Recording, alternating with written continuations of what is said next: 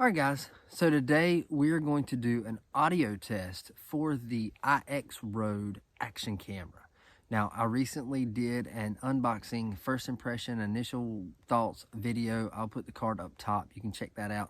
But we're going to do a audio test for this camera. Now I'm going to mount it on the Joby little tripod, and we're going to do one with this, and we're going to do an audio test using this, similar to what we did with the Akaso EK7000 back last year sometime, and see the difference and how the audio compares in the waterproof housing versus not in the waterproof housing. So you stay tuned through the intro, and I'm going to get this set up.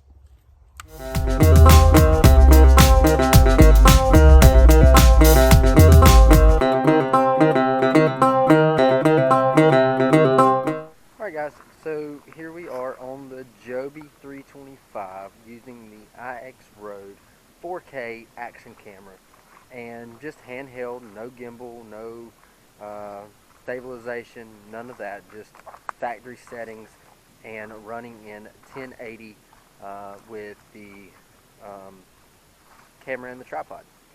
So just wanted to do an audio test as to how it works with the waterproof housing versus without. So we're going to just do a little walk, a little talk, and test it out. So I'm going to flip the camera around, and then we'll go put on the waterproof housing.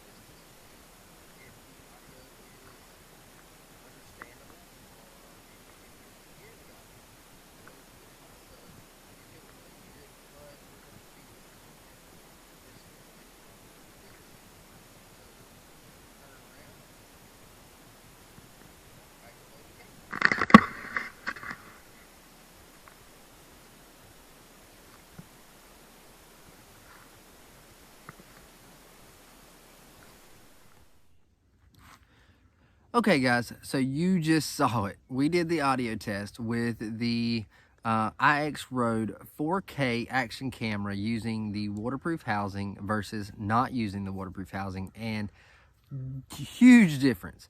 Now, I can still hear the audio using the waterproof housing, but it was very, very, very muffled. So keep that in mind if you are purchasing this and you want to use this housing, or if you feel you need to use this housing. You're not going to get very good audio with it. Same way with the Akaso EK7000. I expected those results. That's exactly what I expected.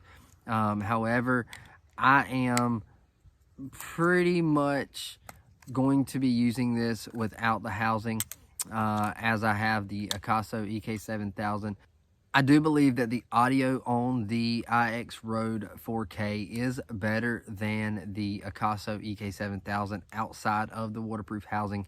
Now, I will be doing a side-by-side comparison of that in the very near future. It is on my video schedule list to do, just working on setup and how I'm going to do that. But I do believe, just hearing the audio, that the audio is better with this camera than it is with the EK7000.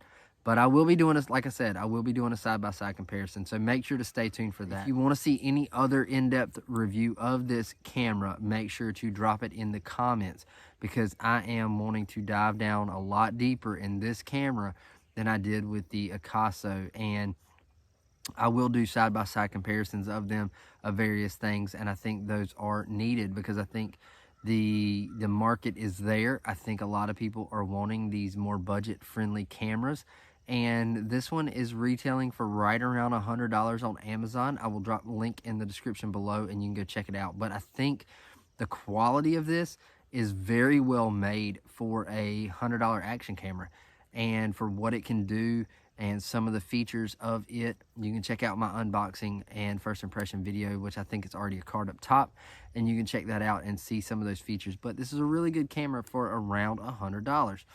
So if you are interested, if you have other tests you want to see me run with this camera, if you're in the market for it, make sure to drop those in the comments and I will check them out. I'll respond to them.